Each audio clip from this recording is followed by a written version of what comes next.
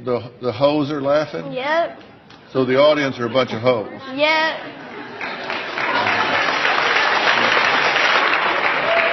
Check me out. You ain't about nothing.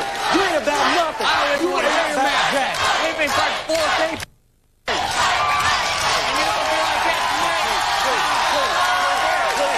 It's jealousy. It's pure jealousy. It is jealousy. You are not jealous. No. You are jealous. There you go, folks. Another copyright to not get us money, people. So thank you very much, Jeff. Anyways, folks, welcome to the MCU's Bleeding Edge live tonight. We're going to be discussing the Superman versus Elite DC film, and this is just a very fantastic film. This was my first time watching it, so I was really ecstatic about checking it out. And damn, this was a really good story. I was really surprised. And this film just was very, the story was just amazing, I thought. And I had never heard of the Elite before this, so it's going to be interesting to hear what everyone else's take is on these characters. And of course, Superman's always, awesome as usual. So, Superman, he just rocks as always. So we have a bustling panel tonight. Mr. Pop Culture, the guy himself, Mr. Andres is here. Welcome, Andres. We have, of course, we have returning Mr. Jesse himself. How are we doing, Jesse? Oh, I'm so glad to be here, guys. Can't wait to talk about this movie. Excellent, excellent. And we also have returning, it's been a while, Mr. Jeremiah. How are we doing, sir? I'm doing beautifully. I'm ready to start talking about this. Excellent, excellent. And of course, as always, Mr. TrueKnowledge himself in the background there. How are we doing, sir? Excellent. Wonderful. Excellent, excellent. Anyways, folks, so like I said, this is a 2012 film.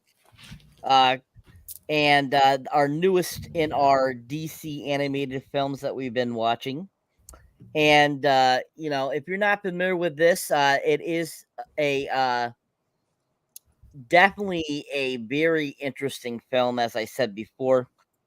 And I just find it very action-packed, great story, and just really well done. Like I said, I just can't get over how blown away I was by this. I was just really impressed with it.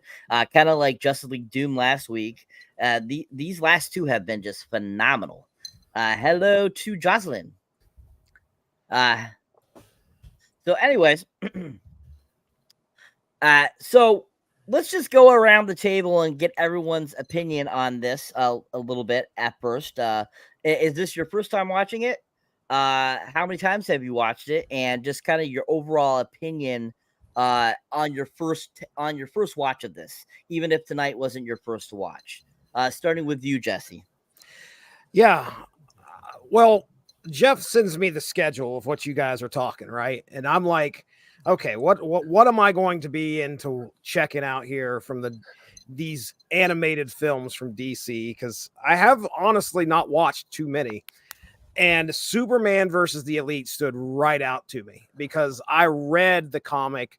I want to say it was in trade. I think it was in like the Superman's Greatest Stories Ever Told, I believe. And that was probably about, I don't know, 6 or 7 years ago. But that story had that much of an impact on me that I was like, I want to watch the film and talk about it. So yeah, watching the film, it definitely captured what I felt the comic got across as well. And did I enjoy it? Yes.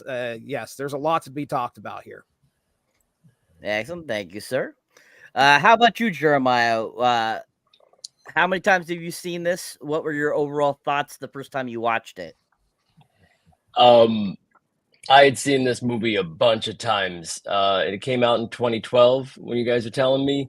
The original comic was in 2001. So I had some high expectations and I wasn't disappointed. And if I go into something with high expectations, it's really hard for me to meet them. And, again, they did the characters justice. They couldn't get as gritty because it was definitely geared for a slightly younger audience, I think, than the comic was. So good overall. Overall, for someone who would be a stickler, really enjoyable.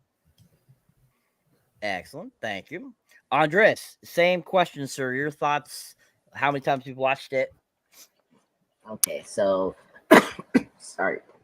So I heard of the team. If you haven't seen Supergirl, that was my first time seeing the team. This is my first time seeing the film, and usually with my friends about the DC stuff, this was always their top tier kind of like you must watch this because you know Superman, and then it's versus the Elite, and obviously before you know Superman Legacy, like this adaptation was the one that a lot of people wanted to be the the first theme for the new DC movie universe to start with. You know, which you kind of see that with Gunn doing with the Authority. Jesse, what you guys were kind of talking about that, and so I'm very curious what Gunn's going to do about it and how much it's going to influence with that. But yes, I heard of this team. This is my first time seeing the film, and I'm excited to talk about it. Thank you. Excellent. Sir Jeff, same question, sir. To be brief, this is my first time seeing it today. Really solid DC animated film. When I first saw the length of it, I was amazed. I was like, holy shit, this is actually almost 2 hours long. Like, that's a stark contrast to what we usually get with these DC animated films, right? I'm thinking to myself, okay, that's a lot of film. But they did a good job of stretching the story out across that film to where like it really like was impactful from start to finish, right? The core part of the movie would not never sagged, right? It always delivered all the way through. There was a good flow. And the secondary characters are all well done.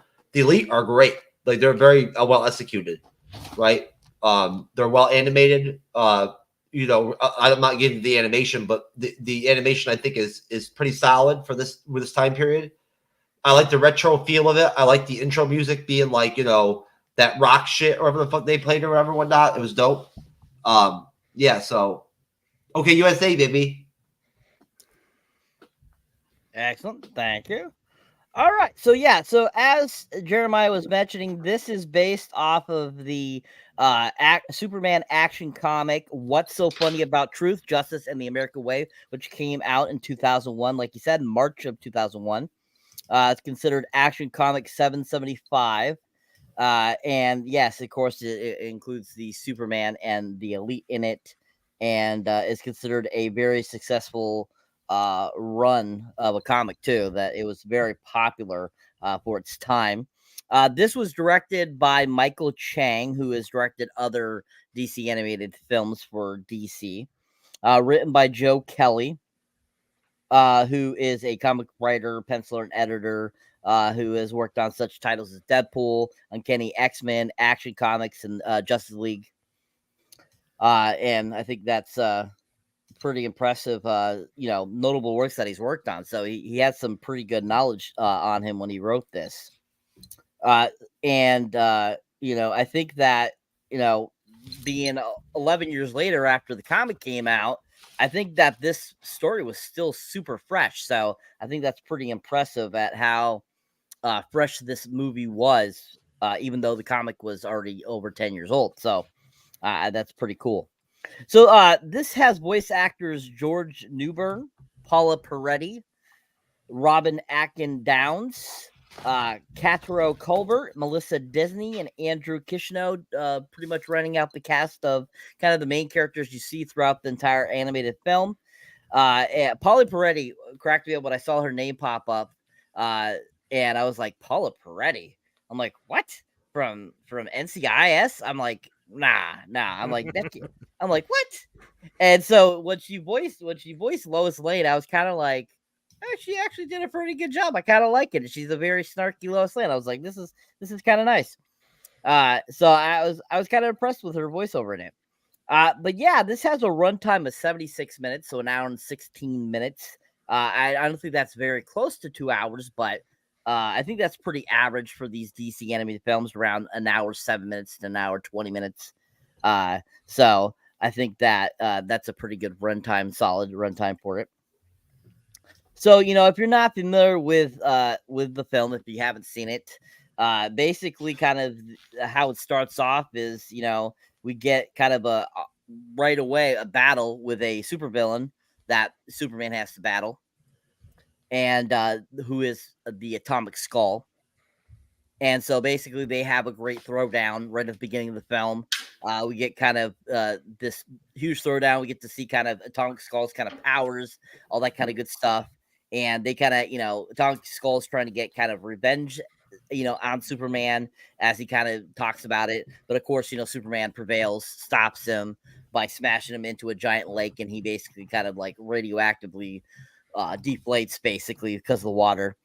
And he's able to take him to Stryker Island to be, imprisoned. So before we go any further than that, kind of what is your guys' thoughts on Atomic Skull? I kind of want to get your guys' thoughts on it. What do you guys think of this villain? I really liked him. I think he's really cool. I think he kind of is a ripoff of Ghost Rider a little bit, except for the fact that, he's like, in this suit and everything. He's not like a demon or something, but I think he's really cool, and I think this was a great way to start off the animated film with. I'm not sure from the comics. I never read the comic, so I don't know if that's how this actual story starts. But I just like to get your guys' thoughts on the Atomic Skull and kind of that beginning sequence and how this film starts off. Did you like it? Did you hate it? Did you think it was a good start? Did you like how it different from the comic, or if it was the same like the comic? Just kind of your overall thoughts on that. Let's start with you, Andres. Yeah. Well, I knew Atomic Skull from the Justice League cartoon. If anyone knows, I think the Atomic Skull is another Superman foe from the comic book. So he's like one of those obscure like Superman foes. I think he dates back in the 70s, if I remember correctly. But yeah, I always like how they used Atomic Skull here. I think I'm trying to remember. He's like usually green when they use him in the comics and in the Justice League cartoon. Here is purple, which I don't mind that. That's really cool. One thing I mean, green and purple are my favorite color. So if you change it to one another, then I'm You change your favorite color every other week, motherfucker. Okay. I'm sorry. I like black and gray, and that's it. See, now it's black and gray, Cyber. You see this shit already? He's flip-flopping. Yeah, 30 seconds. He likes to go with that switch in 30 seconds. He likes to go with the flow. He likes to go with the flow. Yeah. Well, and everyone complains about in the live action movies. I always wish we see like a non like plot heavy opening, like a cold opening that's like a James Bond, or like that was something that I appreciate with The Dark Knight or Captain Winter Soldier, where we just had this cold opening where we see these like villains that are not connected to the plot we're going to get into the film. So I really appreciate that with Atomic Skull, and plus he does get into the plot in a very significant way when we get into the film, which I like. So yeah, so I was so happy to use Atomic Skull. I mean, all of us who are Superman fans, we want to see our Superman Rogues Gallery presented. I mean, I get tired of Lex Luthor, General Zod. It's like, just give me Bizarro, Metallo. Yeah, excellent. Thank you, sir. Jeremiah, same question, sir. Your thoughts kind of on the beginning, how it contradicts or differs from the comic, all that good stuff. Right on. Yeah, Atomic Skull's a good choice. It's Superman's really hard to plot against with villains, so you can't really bludgeon him too much. You have to go at his vulnerability. So Atomic Skull, Superman is solar radiation powered and kryptonite radiation hurts. So you might as well have somebody who uses radiation, so there's a threat. The whole idea with this opening is that it establishes a norm. Superman non-lethally takes down a villain, and this is the status quo. This is what's familiar to us. The comic really doesn't have that kind of real estate. They only have 22 pages to get the point across. So Atomic Skull's participation in the movie here and the later scene were condensed. It wasn't Atomic Skull, but both scenes were condensed into one in the first maybe 2 pages in the comic. to kind of establish the same thing. All right. But this was a good choice. It did I knew exactly what was going to happen when I saw him, because I knew the way we were headed, and I was looking forward to it. Excellent. Awesome. Jesse, same question, sir. Your thoughts on Atomic Skull and the beginning of the film? Yeah. Yeah, I didn't have much history with the Atomic Skull at all, but man, what a cool freaking look.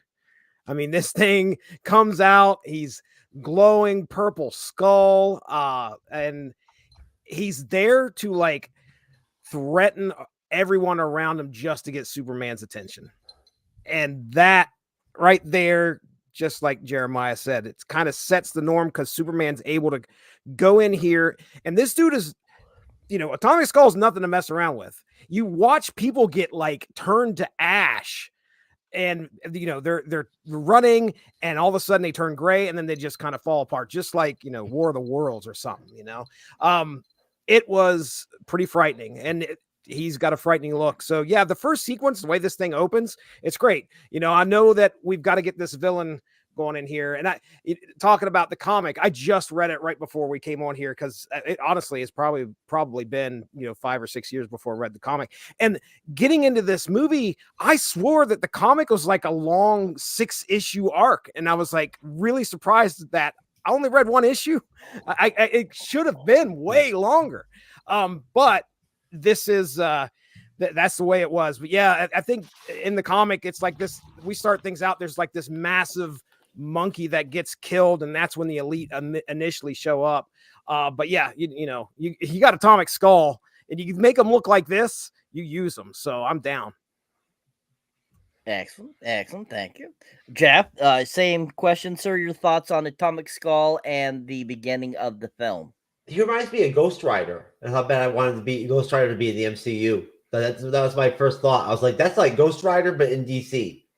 Like, this motherfucker is Ghost Rider, essentially, but with some like Metallico suit or some shit or whatever, whatnot going on, rocking it or whatever. But no, he was dope. I was feeling Atomic Skull. He was like fucking with Superman, like at his level, strength wise and shit, whatnot. It was nice. It's nice to see villains like that can actually go toe to toe with Superman, right? And actually throw fists with him and shit and whatnot, like real men, not like Superman just manhandling your ass left and right, like the way Batman fights motherfuckers, right? Like it's good to see. It's unfortunate there has to be like innocent lives that have to be lost and all that shit and whatnot. But hey, it's a movie, right? So it's all gravy, baby. Okay, USA.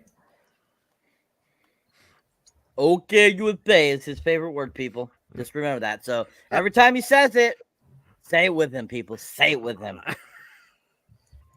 All right. Excellent, guys. Great. So basically after Superman defeats Atomic Skull, he basically goes to the UN, and they have a discussion, and basically kind of yell at him for all the destruction and the deaths. And he basically says why he doesn't kill the villains, and gives this great speech that basically reiterates that we're not above the law, and we're not judge, jury, and executioner. We're here to stop the evil, but the evil will get its price when it is required.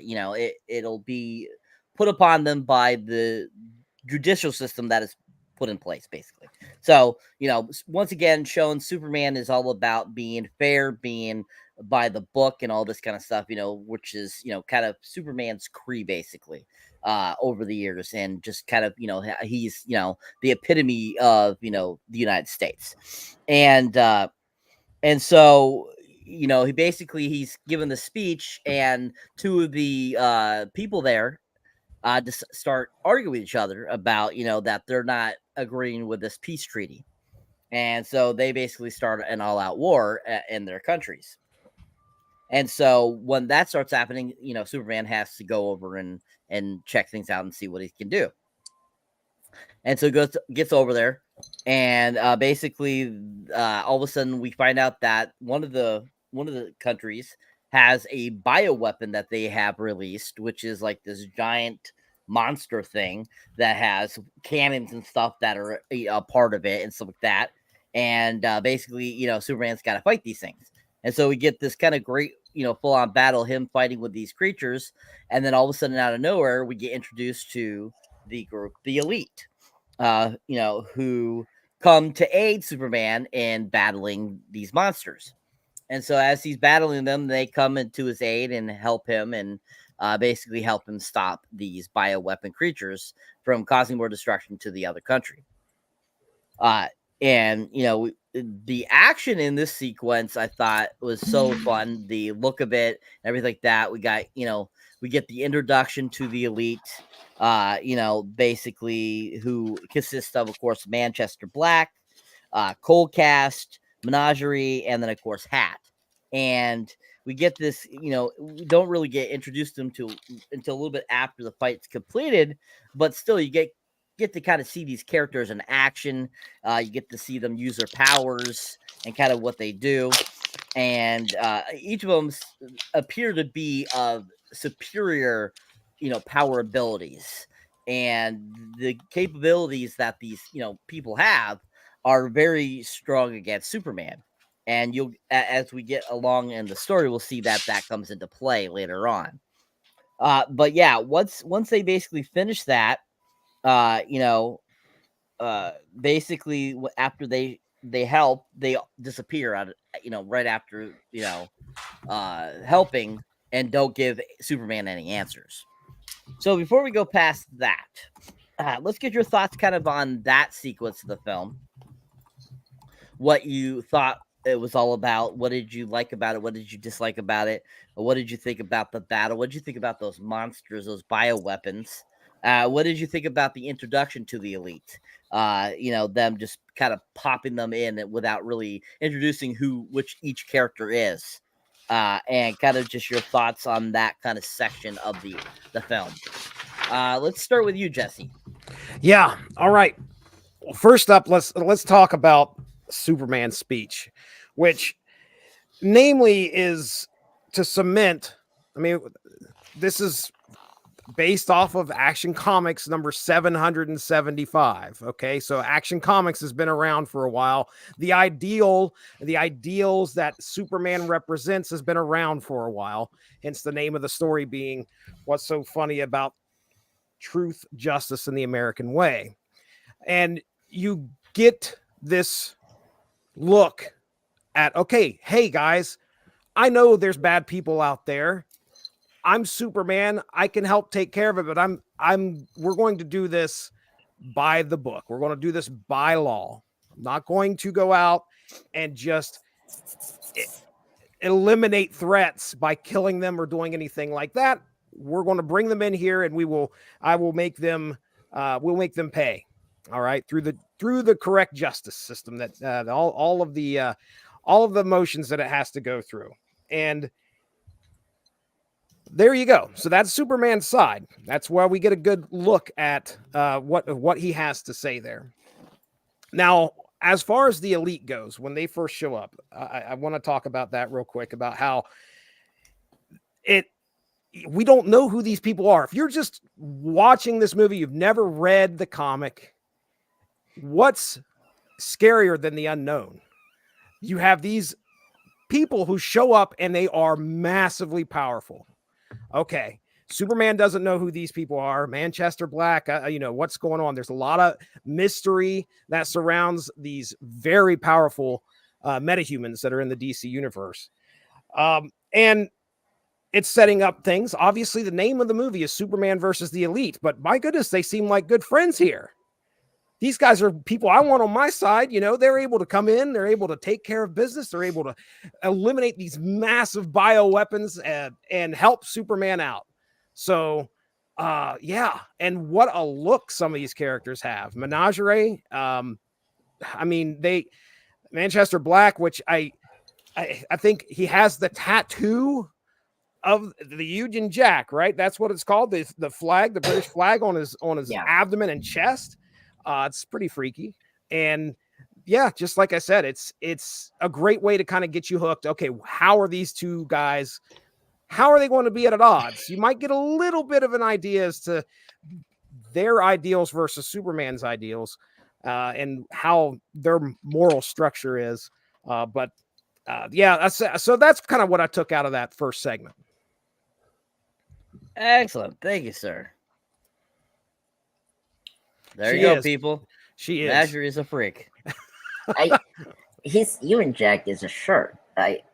Is that part of his skin? No, I think he got it tattooed.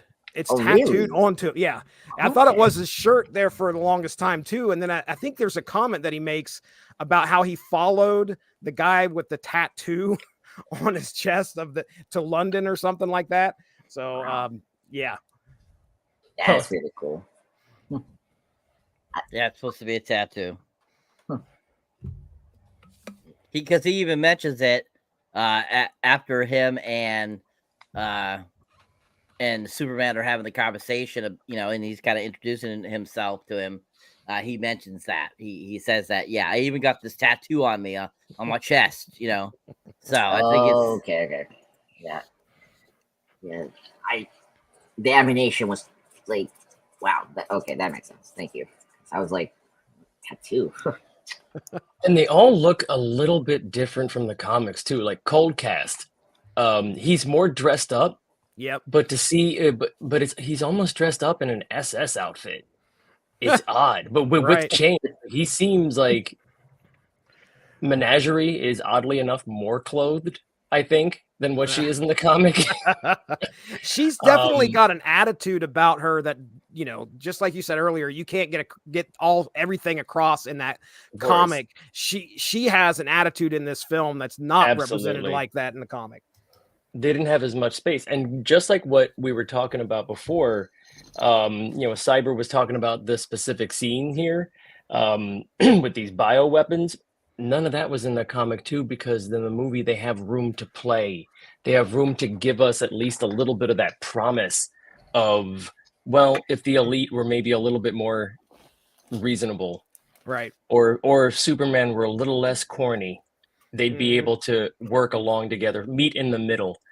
And that's not what this story is about. It's not about meeting in the middle, but it's about right and wrong, and about how sometimes the right thing to do may not be the cool thing to do, and we might get tired of it. But that's kind of the point of what this story is about.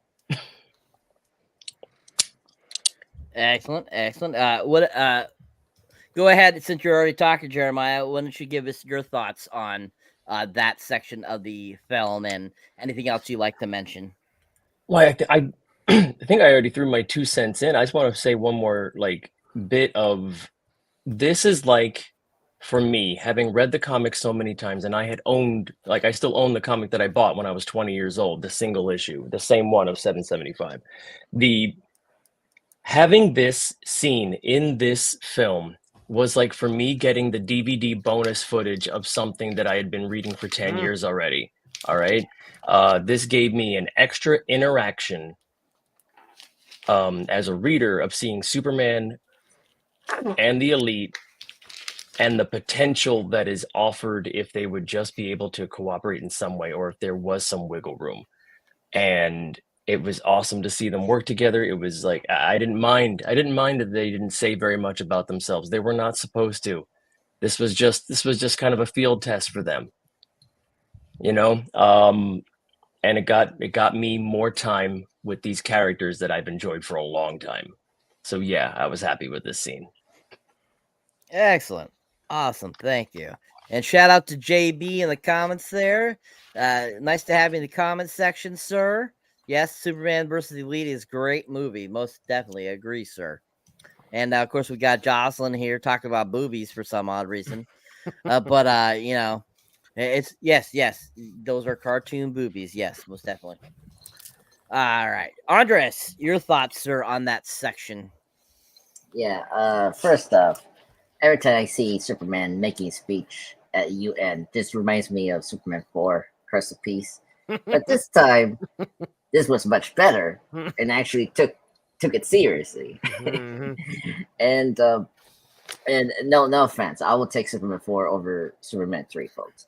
But anyway, one thing I really appreciate about this movie, and especially the UN, something that compared to Batman, it's Superman doesn't have the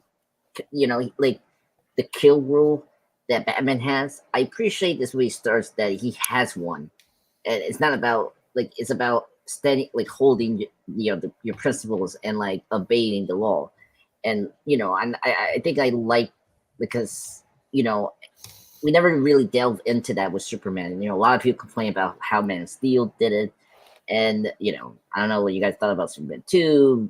The Lester cut, but I think this movie does a really good job of setting up how Superman holds his ideals and how like there's another way to like save people and not cross the line as a superhero. And I think right there you see how Superman is with all the craziness, and he knows, like I actually appreciate how Superman like knows that the world is not perfect, and like he's he's an alien, but like he's been on Earth for a while, so like he knows that there's some good people there, and then there's some people that have bad agenda, and so it's like you just have to get used to it and like hope for the best. That's what he's trying to for people to realize that you have to hope for the best for the world to like work together as society, and that's something that the elite opposes when we get to them. Yeah, and by the way, how the hell a country gets these bio like creatures? I was like, whoa, oh my god, okay, instinct. So that's great. Well, that's what happens when you go back on international treaties. Yeah. They went to Baxter Stockman from the Teenage Mutant Ninja Turtles. It's like, excuse me, Mr. Stockman, can you mutate these insects as biochemical weapons? Yeah, sure. I could give you some ooze and mutate them. I mean, I don't know how these things came out, but yeah, it was great. I dug that fight scene. I mean, everyone complains how Superman cannot fight. I like how we have, as Jeremiah, you brought up how soul energy is the thing for Superman. I like that we also get monster like kaiju kind of fight with Superman as well, to see that there's another big physical thing that Superman can fight. It's big monsters. If you've seen the Flagship cartoons, like the ones he faced are usually big monsters or big robots. So it's variety. And Yeah. you're right about this. You're right about this. One thing that this movie delivers more than many other Superman projects is that Superman gets a variety of short, quick, action-packed fights with very different looking opponents. Yeah, and that's one thing I appreciate about this movie and this scene particularly. Absolutely. Yeah, 100% right. Yeah, and I really like the introduction of the elite. I like how they're like, I like we don't know yet their motivation. So it's like, okay, they're like new superheroes. Okay, I get it, but you don't know yet their real agenda. And I like how they're like trying to ease Superman before the twist that they're a little bit extreme. So I did like that, because you don't know what's gonna happen. You don't know some government is the bad guy. We don't know what's going on. So I appreciate that we don't know yet about the elite, and especially Manchester Black, where they give you this like tragic story, but then it's not that, which I like, but we'll get to that. And yeah, I really dug this sequence. It's really fun. It gets to the heart of who Superman is, which I appreciate that, because some adaptations don't do it well, and this does it so well, which I love. Excellent, thank you, Jeff. Same question, sir. Well, that menagerie is a fucking freak, man. Like, when she's like making out with Superman, we were at that point. Is that, are we? Yeah, we're in that point. Yeah, that shit was dope. I love it when DC animated films like highlights shit like that and whatnot, right? Just like John's escapades and shit like that. It's good to see. But no, the elite were dope to see. Like they were something else. I mean, they definitely are powerful. I like the hat because like he reminds me of God, the Doctor Strange of the DC universe. Dr. Fate. Oh, Phantom Stranger. No, Or the one One? from the Keanu Reeves film, Uh, Constantine. Constantine. Yeah, he Ah, reminds man. the hat. The hat Okay, reminds me. He okay. reminds me of Constantine a little bit, whatnot. So does the Brit guy, Manchester Black. Reminds me of Constantine a little bit, right? But no, I like the hat. He's pretty dope. I like Manchester Black. The whole bioweapon scene was really well done. I thought whatnot. Like the animation was really solid and whatnot during those long scale battle scenes. It was really cool to see the story unfold like that, where seeing Superman get along with the Elite at first, right? Like it was good to see. You knew that it wasn't going to last, obviously, but like it was good to see it happen at first, right? And pretty much that's pretty much it. I mean, besides that, Tara Strong was in this. Once again, Tara Strong, right? That does miss minutes in the Loki series in the MCU, and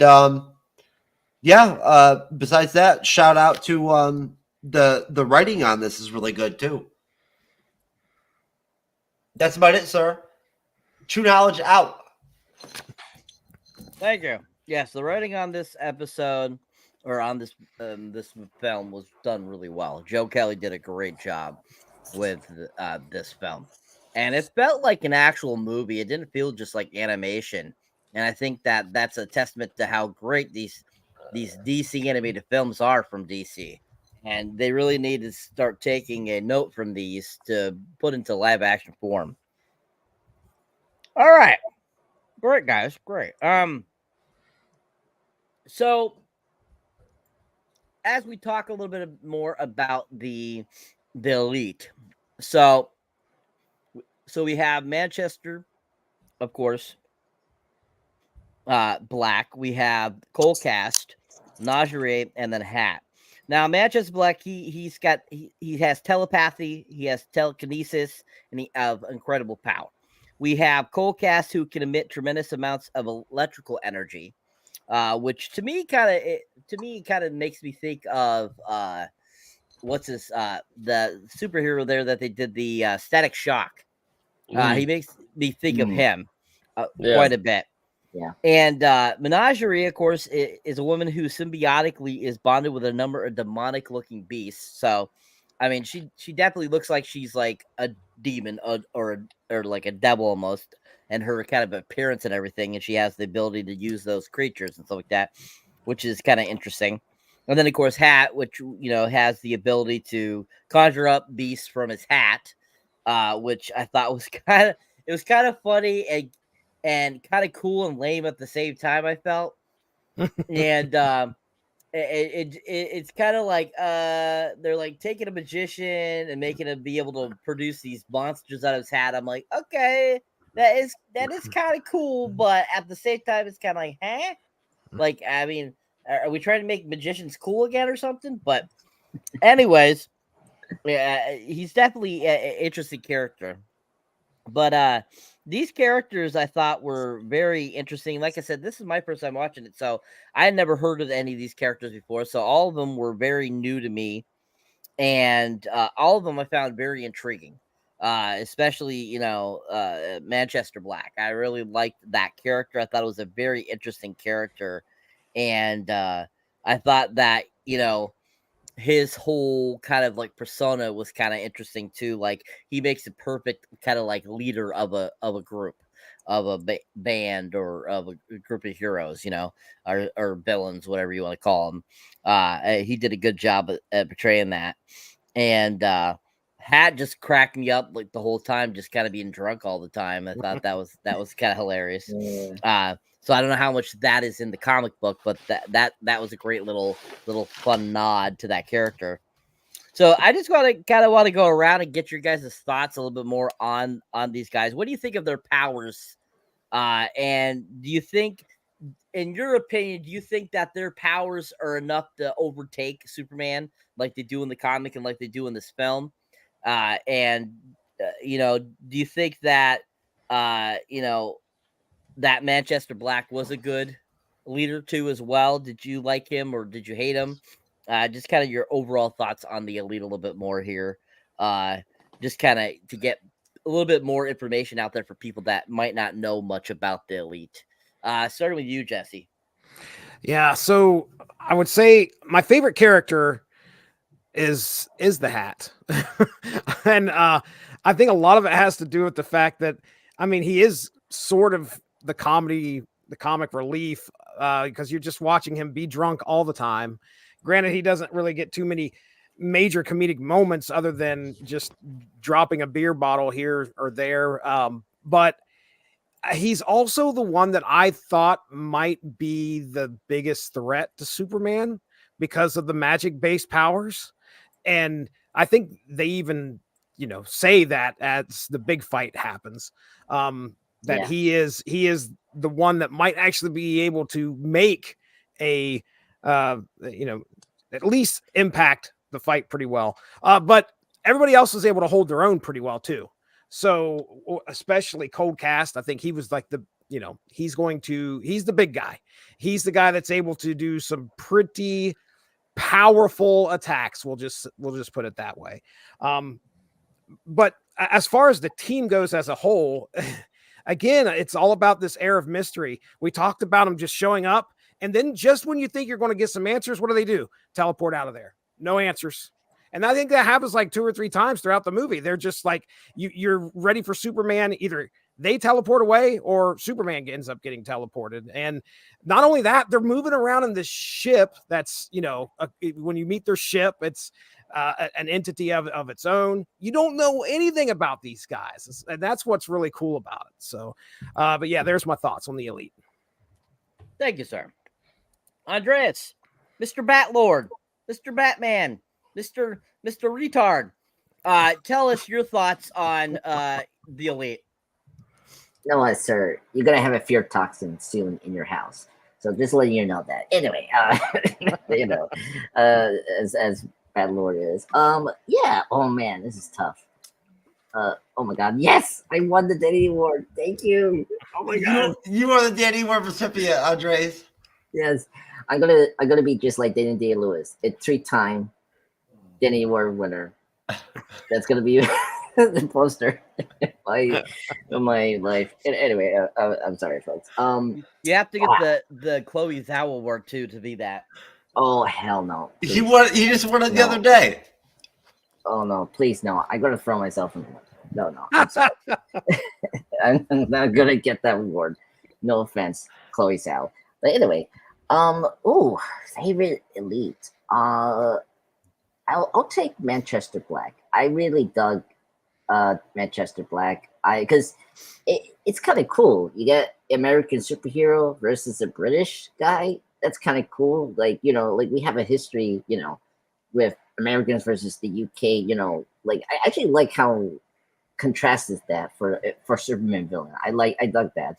Plus I dug telepath villains, and I like how this, like that's always weird about Superman. It's like we always worry about physical, and I like how we mix the mind in the physical with Manchester Black. So I really dug how Manchester Black is, and I like his worldview. Like, yeah, like he thinks he's a hero. He thinks he's a hero, and you can make the world a better place, but by using extreme force. I like that point of view, but at the same time, I like he's not a sympathetic villain. So like I can understand his worldview, but at the same time, you don't agree with that, and I like about those kind of villains. And I think Manchester Black is the best out of the Elite. Plus, he has a cool, cool tattoo of the Union Jack, and that's such a visual look, which I think that's the best Superman super villain look ever, and I think that's just tops it up with all of the Elite. So that's my favorite character of the Elite. Okay. All right, Jeremiah, sir. Any more thoughts on the Elite, sir, that you would like to share that maybe contrast with the comic book at all, or just your thoughts? Well, the Elite were an excellent substitute for the Authority when I was reading the comic back in 2000. For those of you who don't know, Manchester Black having the tattoo of the Union Jack and having the accent and having the attitude and pretty much having the entire character who he is, the mental powers in addition, are very much the leader of this other team from way back. But the Elite themselves in that one action comic had a bit of a wider array of powers. Coldcast wasn't just electrical. He had a lot of a broad spectrum energy abilities that they explored later on.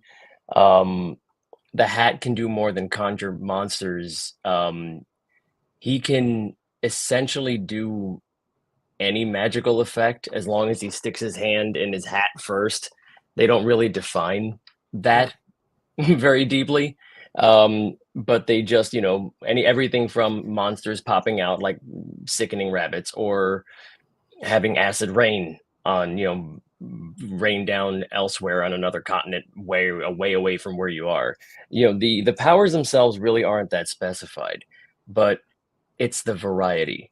The four of them embody the very different ways you can look at a villain and an antagonist, coming at Superman specifically with magic, with mental attacks, with little alien beasties, and with massive overwhelming energy.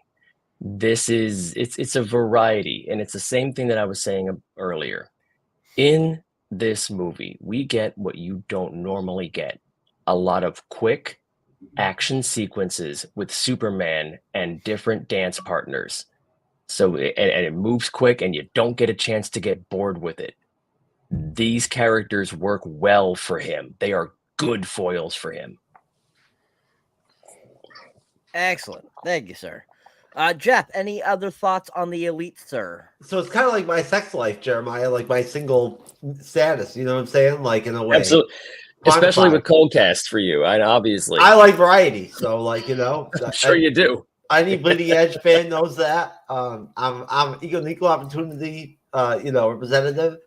I'll serve it up to any race or like alien race or whatever, And this is where you need to have the queued up with the quote from Coldcast. It was like it's like I gave him 10,000 exploding suns right in his face, and then this would be the quote time. My days of dropping 10,000 pound tons on bitches are over, baby. I'm 41 years old, but I've still got those 3,000 pound motherfuckers. So watch out, ladies. It's something. And I challenge you to find that clip for later. Shit, I'm about to win the Danny War myself. So anyways, no, as far as the Elite goes, everybody pretty much said what there is to say. They're a great unit, right? Like, they work well as a team. They flow well as a team. Nobody really mentioned that angle. They gel well, right? Like, they care about each other. You know what I'm saying? Like, we see that bear out more towards the end of the film, right? That like there's actual like feelings there for each other and whatnot and everything, right? When there's peril there. So they have depth. Like they develop depth throughout the length of the film. The film was just long enough to flush out some real depth from the Elite across the span of the team. And that's pretty much all I have to say. Yeah, good team dynamic. Good call on that one. Thank you, sir. Excellent. Shout out to Ramon in the comment section. 10,000 suns on your face. That's what he said. Sup, Bleedy Edge. It came in at the perfect time. You always do, Ramon. Welcome, Booze and Chill. Thank you for being in our comment section. As always, Ramon, we always appreciate you in the comment section. Anyways. Bazing. Yep, bazing. All right. Excellent, guys. Very, very good, guys. All right. So after the assist with destroying the bioweapons over in that country, Superman makes his way back to Metropolis. And when he gets back, of course, he reports on the news, is kind of getting, because he has so much more knowledge than Lois does, he's getting up on the news and getting stories out, and she's not. And they kind of have their funny kind of like little little back and forth tussles and stuff like that, which is really funny.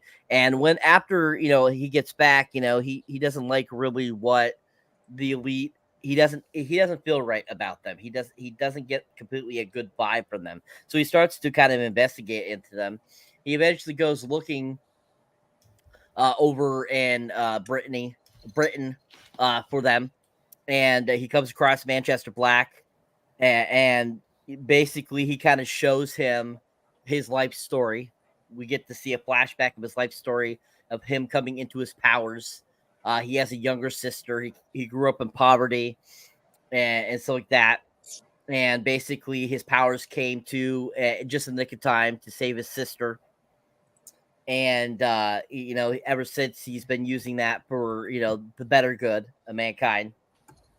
And, they each of the elite kind of introduced themselves kind of after that fact.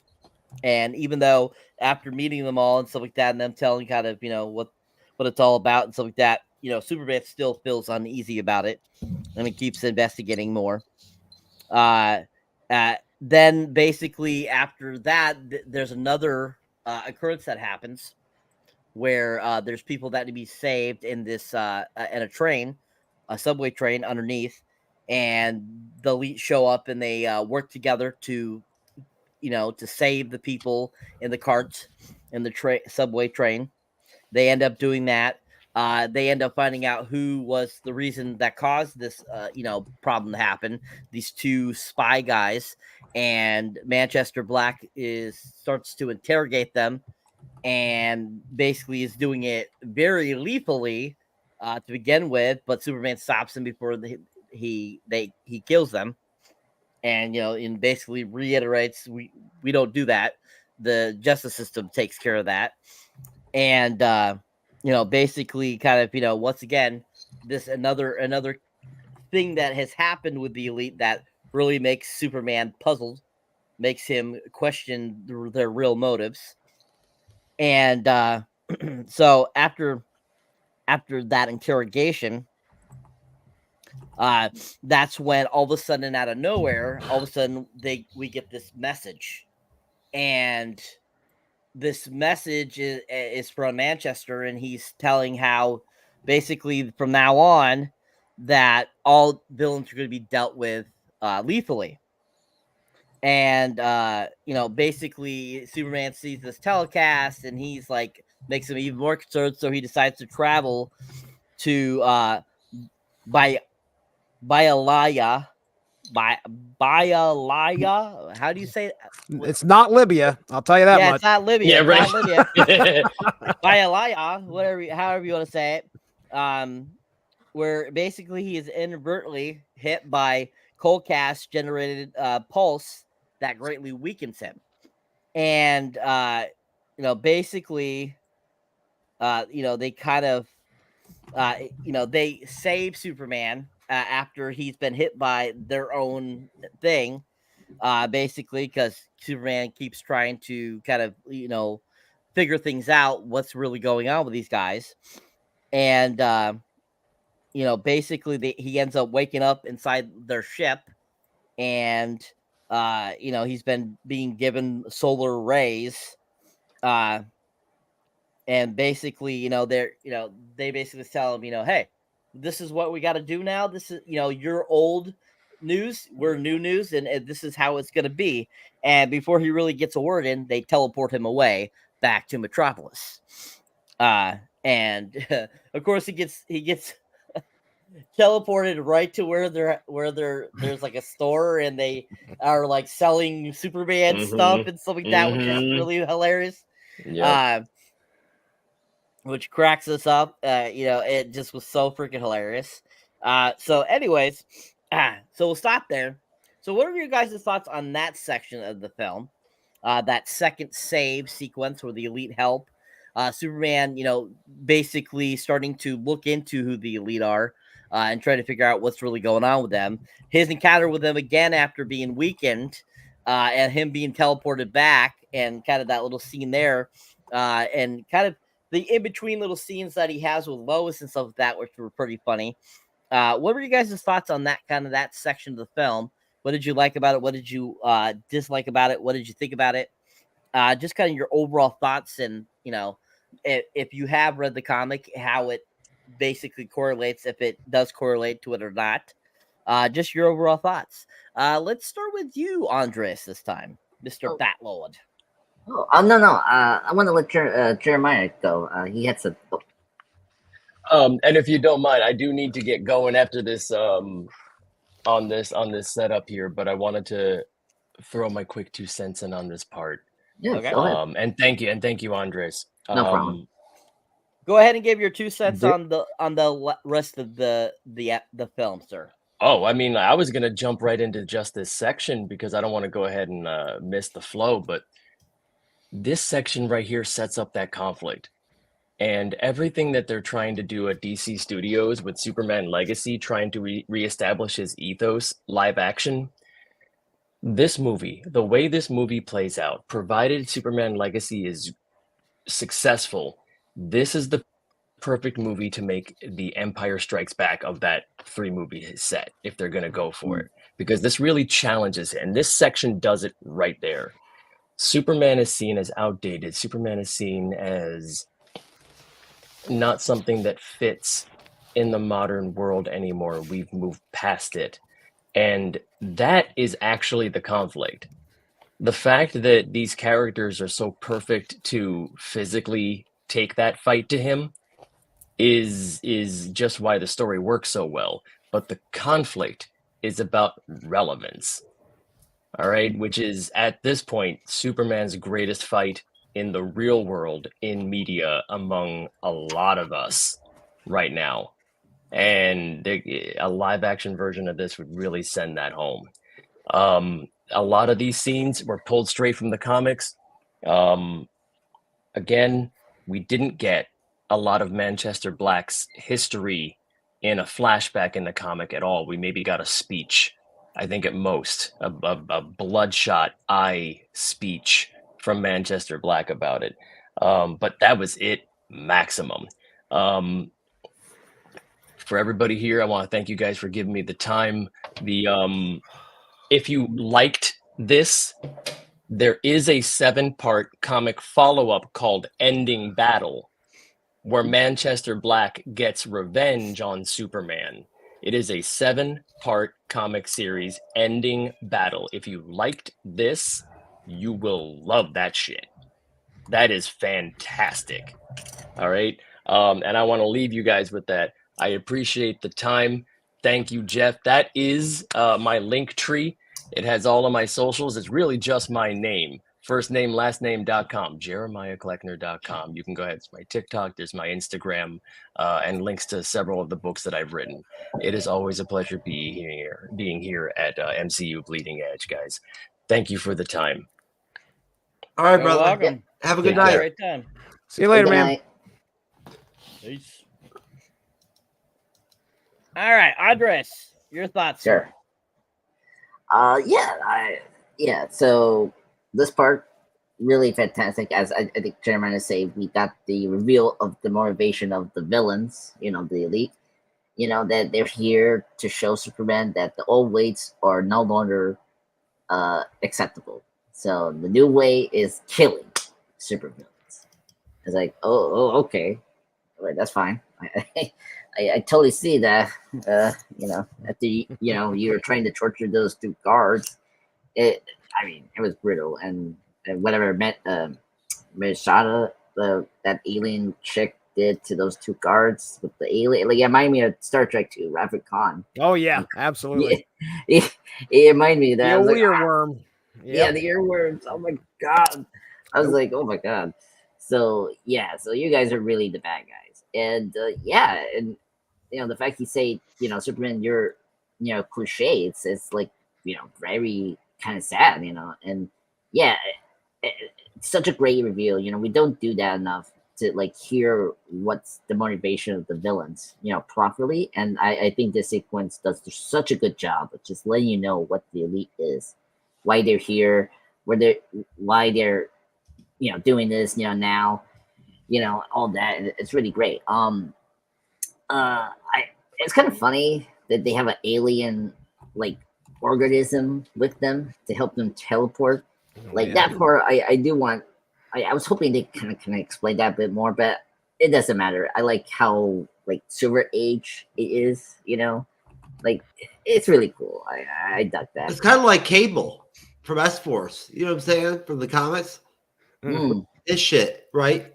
Where he could just like teleport. Professor. Yeah. yeah, that's true. Yeah, it's like that. Yeah, that's a good point, Jeff. Yeah. I like the design of it. It's pretty good. Like it reminds me of the Blue Beetle ship a little bit. If you look outside of it.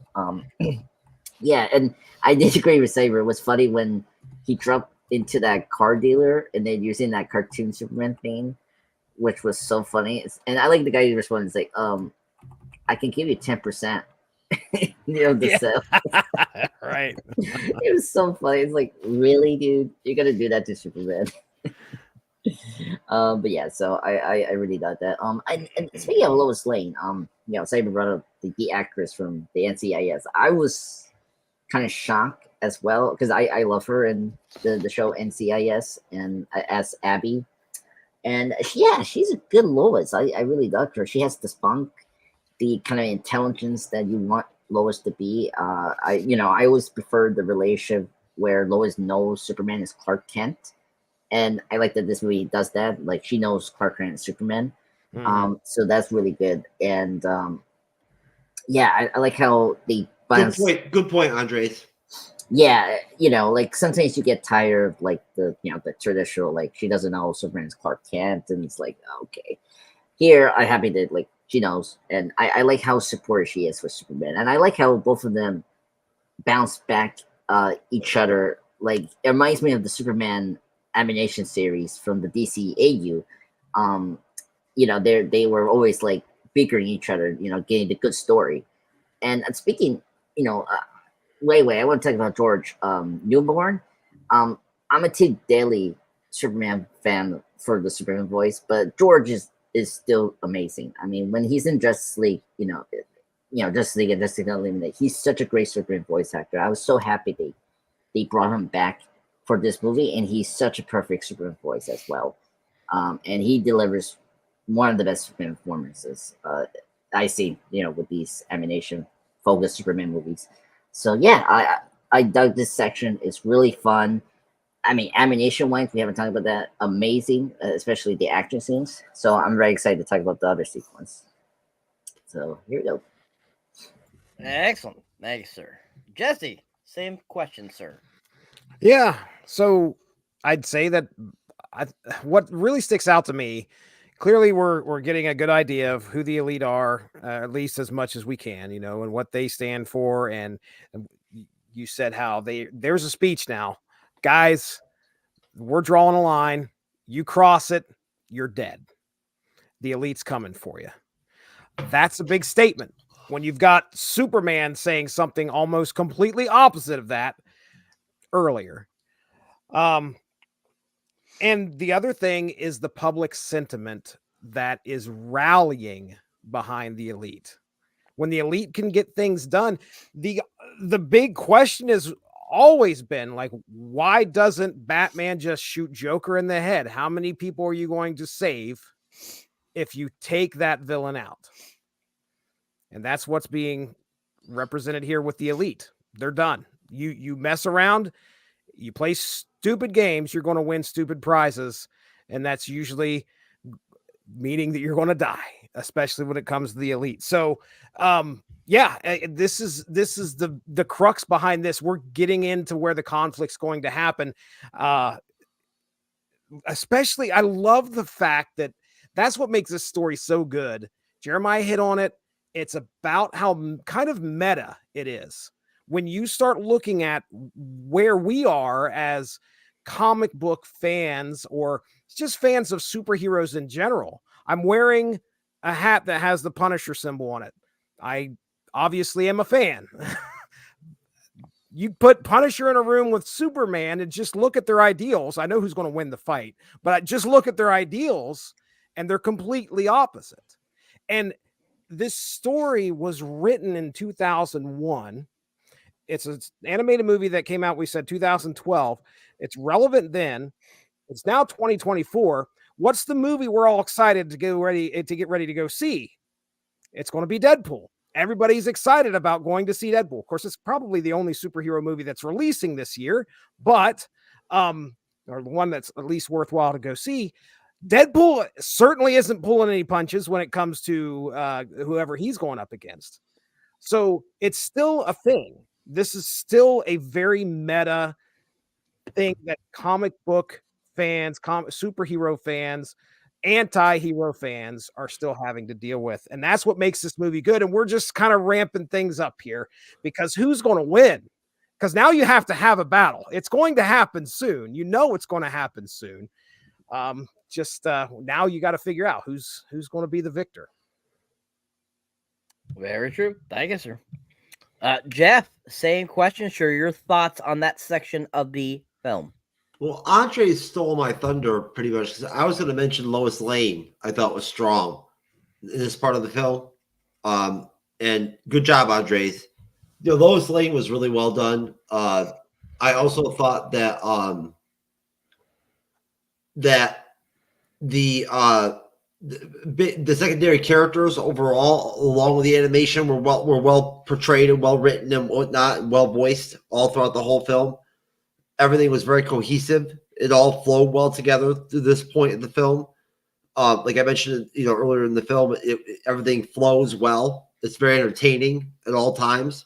It stays, entertaining this entire time. Essentially, the power scale of what's his name, the one guy, Colcast. He kind of reminds me a little bit of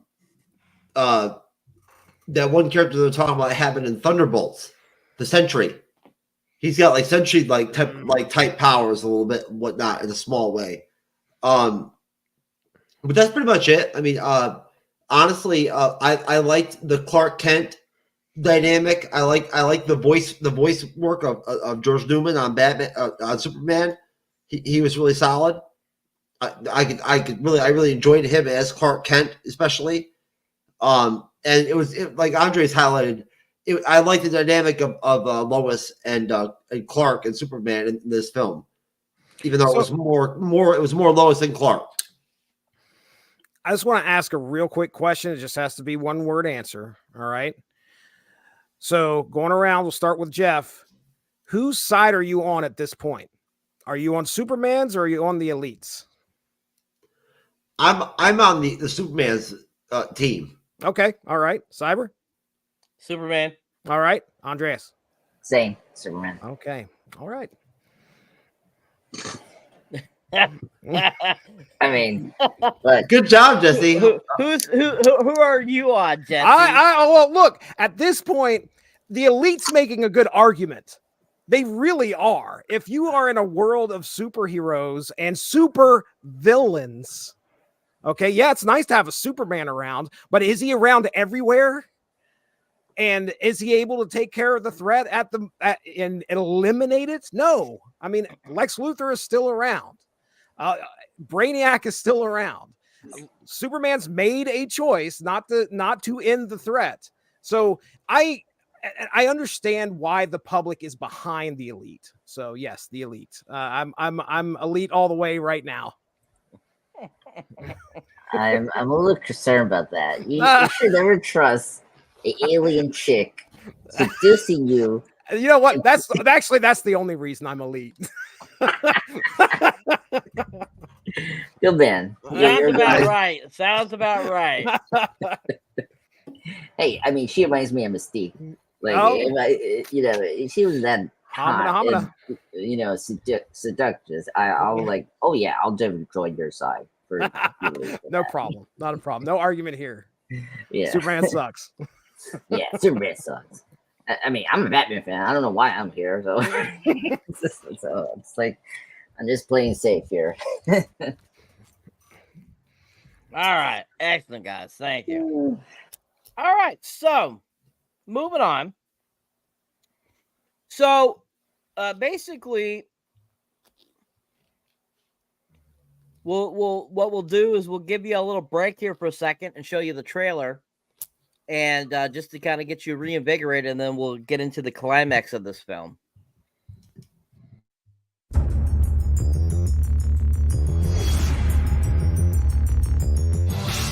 Apologies in advance for the graphic nature of what you're about to see. Goodbye, Superman. Hello, power. They have to be stopped. They are so strong. I think they can beat you. Tomorrow, it's done. Superman is so beat. Where do they come from? Where do they go? What do they want? It ends today without a single loss of life. Are you the Superman that the 21st century needs? This is an act of war. Stand down and be judged for your crimes. It's all over now. Superman, say your goodbyes. Congratulations, children. Your leaders are all dead. Wait for it, kids. It's a fair fight, yes?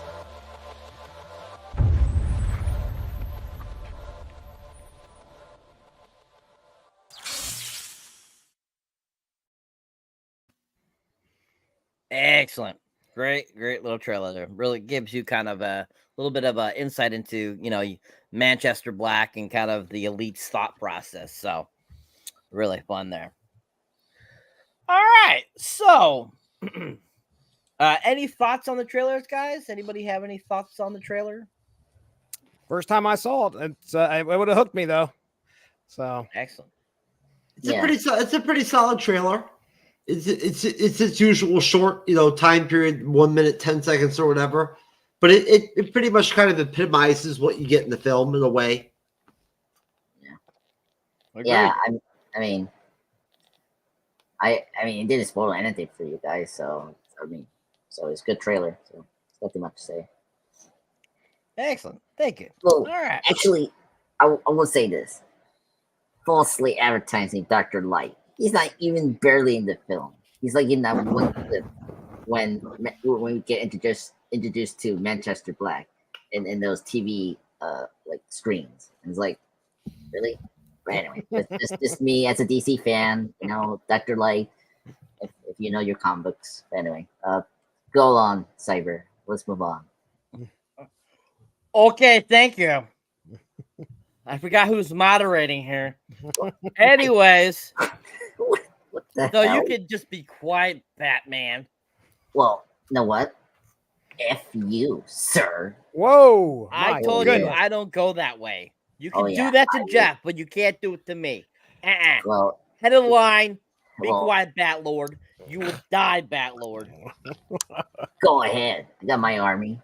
I will take your fear gas you were talking about earlier, and I'll inject it into 2077. Oh, really? Time cop reference. And Angela Bassett will not defend you, motherfucker. Oh, no. Oh, no. She will and defend President me. Jean-Claude Van Damme. Oh, yeah. Jim Carrey will defend me. Michelle Pfeiffer. Oh, yeah. Tom Lee Jones. Cillian Murphy. Lee Needs. And everyone from the Batman families will defend me. That's it. Wow. Oh, yeah. That's right. I forgot he's Batlord tonight. He's Batlord. Batlord. Yeah, Batlord. All right. I'm sorry. All right. You're picking up a lot of titles, motherfucker. He is. He is the entrepreneur of names. I should call myself Tile Man. That'd be good. There you Title go. Man. Title Man. That's his new name, people. Title Man. Sir Andre Title Man. Anyways. All right. So moving on. Basically, this is where we come back to the point where we're reintroduced to Atomic Skull again.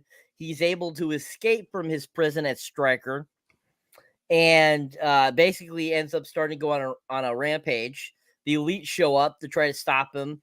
Basically, they are little to no success with battling him. Superman shows back up and starts kicking his ass. And basically, they form together and they're able to stop him. After they have stopped him, though, the Elite go a little too far when Manchester Black kills Atomic Skull. Boom, makes his head explode. I was like, what? Yeah. And Superman, of course, after he does that, is like in complete and total shock and like beside himself. And with his thought process towards this, basically the elite say that since you think this way, you will basically have declared war against us, Superman. And so basically we get kind of that little moment there with Lois and him at home after they have declared war on Superman, and basically him kind of saying that he's gonna take them on at dawn on the moon away from the public so that nobody gets injured. And this is where Lois is her most lowest self, I feel, in the film, where she gives no inspiring talk here. She's just like, they're just gonna kill you. Basically, that's how she says it and everything. It's like they seem more powerful. Like I'm like, yeah, way to be positive here, Lois. To Superman, who basically is indestructible, but hey, you think they're gonna destroy him, and so basically they kind of have that little talk and kind of cuddle, and then she wakes up the next morning. He's gone. He's left a note. And he's made his way to meet the elite on the moon. On the moon, that's when they start to battle it out. We have this giant, basically, fight against all of them. They're all throwing their best punches at Superman. Superman is just basically taking it. And we basically see him. It kind of seems like at moments Superman's getting his ass kicked.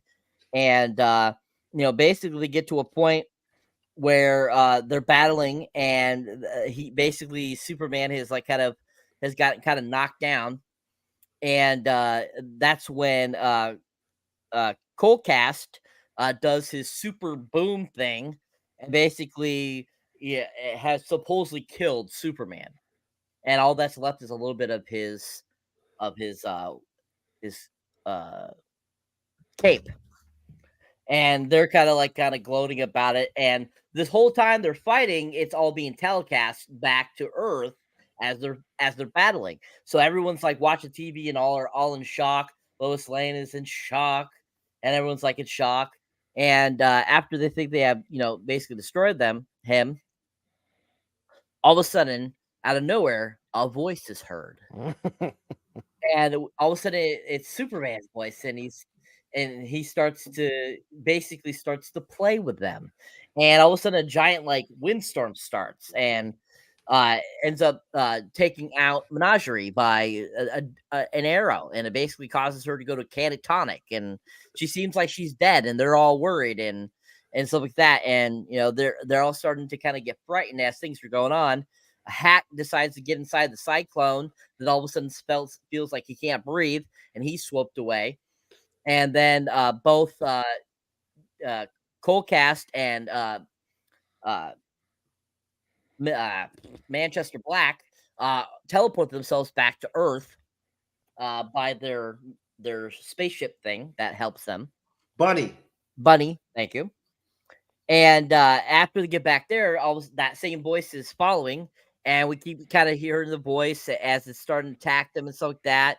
And then all of a sudden, out of nowhere, Superman reappears, and he's like all bloodied, and his one eye is all red from blood and stuff like that. And basically, he starts to battle with Manchester Black because at this point, Coldcast has been taken out too. So as they're kind of battling, Manchester Black's like, "This is impossible. We hit you with sons of a basically 10 atomic warheads, basically 10 atomic suns and stuff like that." And he's like, "How's it feel?" And kind of Superman, as he's battling and stuff, starts saying, "How's it feel that I'm turned the way that you're doing? That I'm doing the same thing you do, and blah blah blah and stuff like that." And as this is all going on, we start seeing civilians supposedly being killed and all this kind of stuff. So we see Lois Lane. It seems like she's been killed by a car dropping on her, and basically all this destruction is going on while him and Manchester Black are basically fighting. And then we basically have Manchester Black kind of reiterating his own words, being the hypocrite and calling Superman a hypocrite, which was absolutely hilarious. And basically, they're still battling out. And then finally, when basically he has like subdued Manchester Black, he reveals that the whole thing was staged, and that this is the only way that he could really, get him to stop is with the help of his sister, which a little bit earlier in the film, she gives information to Lois Lane about helping to stop Manchester Black from what is happening. And we end up finding out, kind of a little bit that his life isn't as what it seems as he told him or showed him, and that he's actually been, pretty much a thief his whole life and all this kind of stuff, and that all the people a part of the elite have actually been in trouble with the law. And, basically, this whole time, Superman's been telling him, just give yourself up and pay for your crimes, and it'll be that. And so after he has subdued Manchester Black, says that, all your friends are fine. I didn't kill anybody. It's all been staged. And we find out that his robots that we've seen briefly throughout the film were helping assist him to, basically make this whole rouge become a thing. And basically after he reveals everything, and that his fellow people have been stripped of their powers, and that he's going to be sent to the Superman cave and be stripped of his powers. Well, actually, he already has, because he uses heat vision to destroy that abnormality which gave him his powers.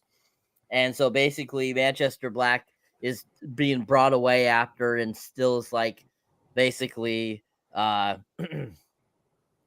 everything, but he's been stopped and subdued, and Superman has saved the day. So basically, we find out what happened to everyone, that it was all staged, and basically Superman has fixed the day again and has saved the day, and basically the movie ends. So what are your guys' thoughts kind of on the end portion of this film? What did you think about it? What did you like about it? What overall would you say was your favorite part about this last section? At this point, what did you think about the elite? Were you still on board? Were you more against them? Were you more with them? What did you think about Superman kind of going AWOL there at the end, and it being all a plan and shenanigans? And just kind of your overall thoughts kind of on that conclusion of the film. Let's start with you, Jesse. Okay. Well, I mean, when Manchester, when Manchester Black points his fingers at Atomic Skull as people around him are chanting, kill him, we have that real poignant moment where the representative for the UN that's kind of close with Superman, I think, ends up getting killed in front of his son. And his son, like anybody else here, is if they were to watch their parents get murdered, he's clearly vengeful. He's clearly upset. He's not in his right mind, and he is wanting the death of that supervillain right then and there. And so again, it's a great way of showing that these are real feelings that real people have, and it supports kind of what the elite are doing. But the horror show that happens when you watch a public execution also has to sink in. When he essentially explodes Atomic Skull. Atomic Skull. That's a tongue twister. He kills him. We'll just put it that way. But yeah, so at that point, you're going to have to say, I mean,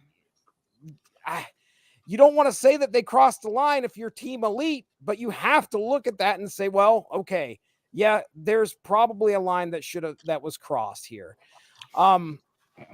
So, okay. Well, now it's the Elite versus Superman. This is the title of the movie. Finally, we've got here. It's time for the battle. The battle happens on the moon. It's glorious. It's I mean, they're throwing everything at Superman, and when there's the tatters of the cape that's left, you're wondering, okay, did they do it? Did they actually do it? And they feel like they did until, like you said, a voice out of nowhere. So yeah, Superman showing up and turning the tables and saying, "Oh, I see it now. I see exactly what you've been saying. This does feel good."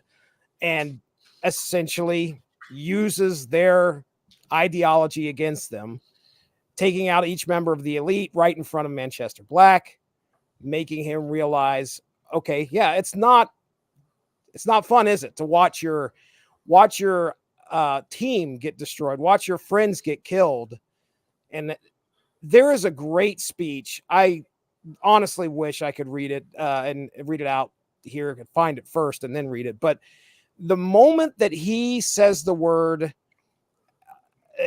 something along the lines, "You think you can deconstruct me," I think is what he says, or something along, or "How does it feel to be deconstructed?" Something like that, which is a term that's used a lot in regards to superheroes and comics, where they deconstruct something by peeling back the layers and maybe kind of adding a little bit of realism to it.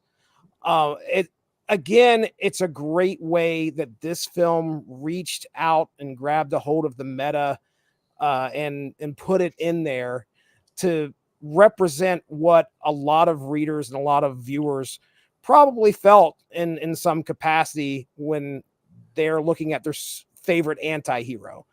But yeah, it's a great ending. Boy, it's tough to say that I'm still Team Elite after watching all of that, you know. And you want to be a good guy. You want to root for Superman, you know. That's you want the truth, justice, and the American way to take precedence here and win the day. But there's always going to be that argument against, like, well, you know, we could have saved 1 million people if you would have just killed that one guy 3 years ago. That's always going to be an argument. So anyway, as far as this representing the comic, it did a fantastic job. There's beat for beat out of the comic that happens in this movie.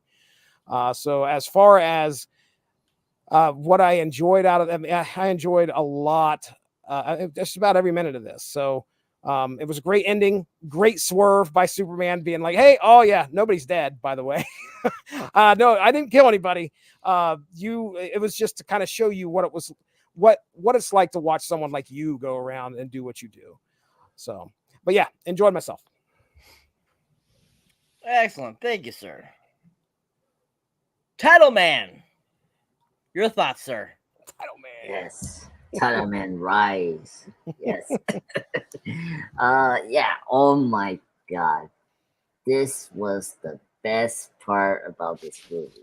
It was Superman 2 meets The Dark Knight in a completely unexpected way. I mean, what I mean by that, Superman pulled the rug on all of us and the villains. Such a clever way, which I just like. That's my favorite Superman.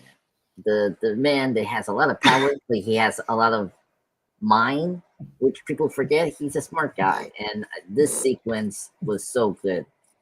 Like it reminded me of, you know, the way Christopher Reeve beat General Zod and his cronies in Superman 2. You know, with the switching, the chambers, Red Sun outside of the fortress, and then instead of the pod. And this was similar to that, where he's like, "Oh, all right, I'm gonna go far. I'm gonna cross the line. I kill all your friends. There's nothing you can do about it."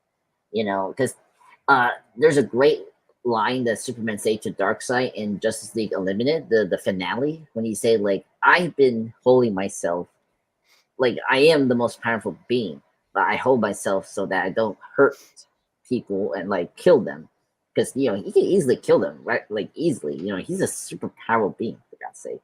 And this is similar to that, and I like how he showed that to Manchester by saying that, yeah, I can go and cross the line, but I'm not going to do that. I want to show that there is hope of the ideal truth, justice, in an American way, and and that's such a great way to show who Superman is. And I think this ending was great.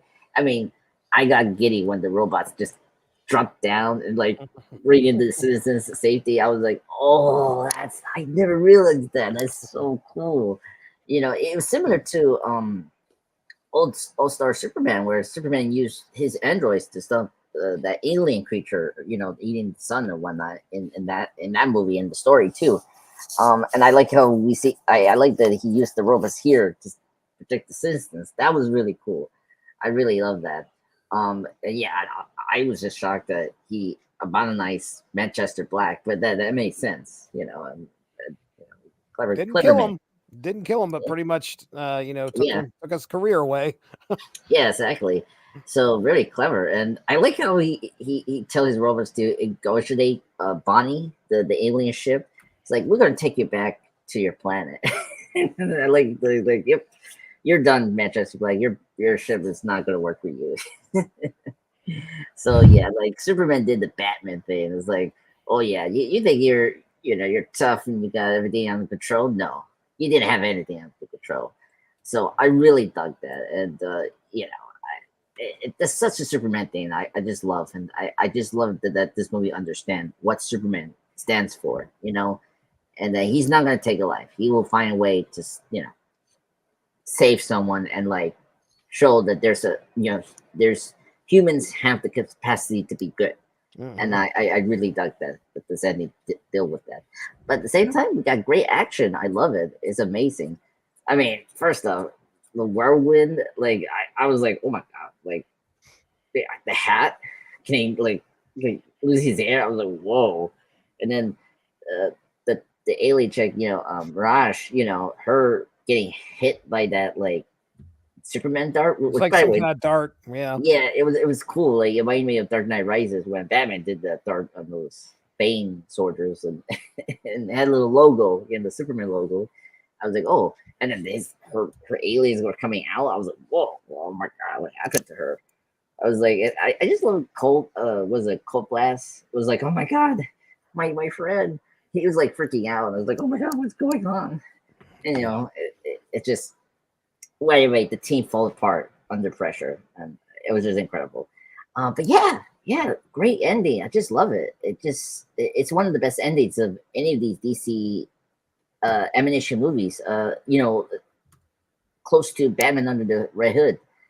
Like this was close. Like really, like delivering what you want to see your favorite hero to do. So yeah. So I'm excited to just rate this baby and like, just like do it. Yeah.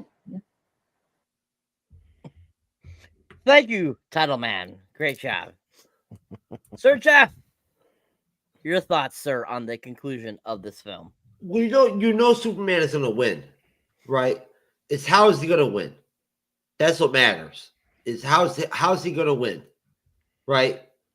What they gave us for how he wins is what made it entertaining at the end. That's how it played out as far as I'm concerned. And the scene with Car's father, where he gets advice from his father, was very poignant, I thought. Right? Just like the letter he left for Lois, like, always believe or whatever the fucking said, some other bullshit. That was dope. Right? That was pretty dope. That's pretty much all I got. Okay, USA, baby. Let's do it. Let's rate. Oh my god, yeah. Yeah, the Johnny the Kid speech, one of the best. He's like, kick his butt, son. And he did. That's all you have, Jeff, on that whole ass ending. Yes, sir. Jesse and Andres already cleaned up all the good shit. I mean, what's there to say? Ooh. Hey. Damn. Two Minuteman is here. Oh god. Two Minuteman. That's not what she said, brother. That's not what she said. Yeah, Second man. Second man. All right. Okay. Well, I absolutely thoroughly enjoyed this film. Thought it was really fantastic. Like I said, I thought the story was amazing. The whole concept was amazing. Definitely will have to actually read this comic after seeing this. And this was just a really fantastic film. So I dropped a huge 10 on this bad boy. What does everyone else drop on this? Starting with you, Jeff. What is your rating, sir? 10 out of 10. Excellent. Title Man. 10 10 Superman out of 10 Superman kick your butts. It's amazing. No, actually 10 Tile Man out of top 10. 10 Bad Lords. Yeah, 10 Bad Lords. That's great. Love this movie. It's 10 out of 10. Amazing. Go watch it. I agree with Saber. I want to read the comic now. And the sequel that Jeremiah recommended. Yeah. Before he left. So I'm very curious about that. So yeah, I highly recommend this movie. You guys said this is your third animated movie, right? So far, DC animated that you guys have covered. Which one are you guys at? How many? This is the 17th. Whoa. 14. Okay, my bad. So how many 10s have you guys had? Oh man. A few here and there. Okay. Yeah. All right. I think for me altogether 4 10s. Okay. All right. Well, that says a lot. I mean, I'll give it a 10. I cannot really find a whole lot to complain about this. I love how Jeremiah said that it added stuff to the issue that you get, which is great when you have that. And it's not like it's really unnecessary stuff either. I love finding out the history about Manchester Black because you do not get any of that as far as I know in the comic.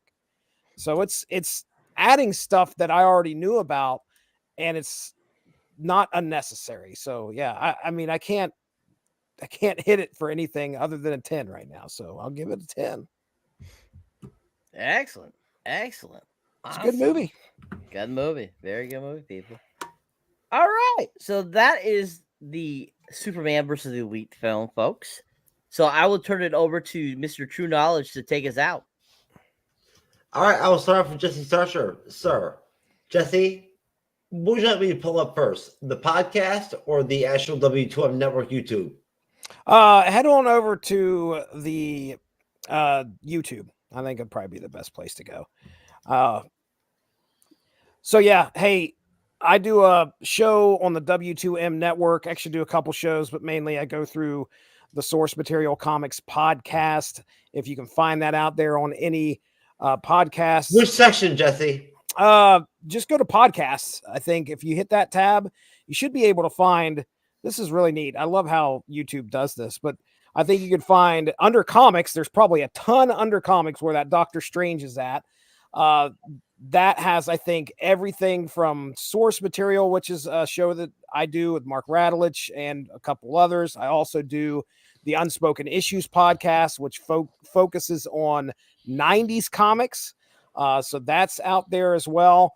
And those two are the main podcasts that you should be able to find on the YouTube there. And hey, I think recently you can hear me and my good buddy Evan Bevins discuss Marvel Snap. If you play the Marvel Snap mobile game, we got a podcast for you there too. It's called Snap Material. It's right there. You can see it. But yeah, right there's a great snapshot of all the stuff that I've done on the podcast airwaves. And thanks for having me on, guys. I appreciate it. We appreciate you, Jesse, as always, brother. For sure. All right. I'm this pop culture guy. Time Cop, Time Lord, sir. Yes. Title Man. Title Man. Oh, boy. Let's do this. All right. Hello, everyone. This is my channel, Andreas Poco. Oh my God, I twisted tongue today. Oh my God, I can't talk today. Anyway, Andreas Poco Guy channel presents. As you see here, me and Jeff did our 22 Jump Street live stream. I put out a 10th anniversary for this awesome comedy sequel, 22 Jump Street. Check it out. Yesterday, I put out my Pipe for Girls comic read of Super Smash Up, a great multiverse story where the Pipe for Girls working with Dexter to stop Dee Dee from hopping each of the Cartoon Network shows that we all love. Check it out. It's a really great read so far for me. So yeah, up to part 2. There's 5 parts, so it's gonna be slow. So right there, you see the live stream for me and Jeff did last Sunday. Next Sunday, we're gonna do the first film, 21 Jump Street, after Jeff really dug in the film. So that's really great. So me and Jeff are excited to review the first film of 21 Jump Street. But yeah, so thank you everyone.